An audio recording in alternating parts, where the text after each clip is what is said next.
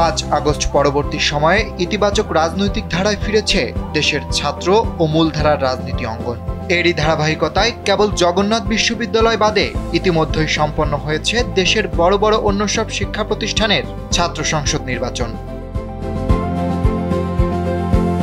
ঢাকা বিশ্ববিদ্যালয় কেন্দ্রীয় ছাত্র সংসদ বা ডাকসু ও হল সংসদ নির্বাচনে ইসলামী ছাত্র শিবির সমর্থিত প্যানেলের নিরঙ্কুশ জয় হয়।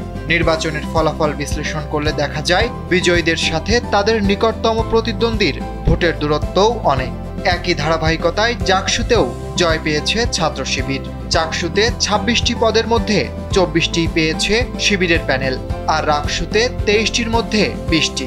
অথচ সব নির্বাচনেই ছাত্র শিবিরের সাথে প্রতিদ্বন্দ্বিতা করেছে ছাত্রদল সহ অন্য ছাত্র সংগঠন। তবে ডাকসু, জাকসু, চাকসু এবং রাকসু সব মিলিয়ে একমাত্র চাকসুতে ছাত্রদল পেয়েছে শুধু একটি এজিএস পদ।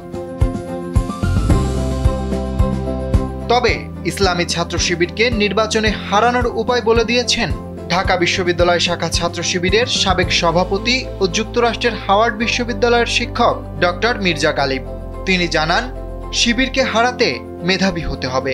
ফেসবুক পোস্টে তিনি লেখেন, অছাত্র, বয়স্ক ছাত্র, সন্ত্রাসী, চাঁদাবাজ, চিৎকার চেঁচামেচি করা পুরাতন রাজনৈতিক স্টাইল দিয়ে আর রাজনীতি করা যাবে না। শিবিরকে হারাতে হলে মেধাবী হতে হবে, ছাত্রদের অধিকার নিয়ে কনস্ট্রাকটিভ রাজনীতি করতে হবে, আর দেখতে শুনতেও ব্যক্তিত্ববান, কিউট সুইট টাইপের হতে হবে। গুন্ডা গুন্ডা ভাব থাকলে আর হবে না। হাওয়ার্ড বিশ্ববিদ্যালয়ের এই সহকারী অধ্যাপক বলেন, এমন এক বাংলাদেশি তো আমরা চেয়েছিলাম আমাদের সারাটা জীবন ধরে। অরিত্র বাসু, কালবেলা।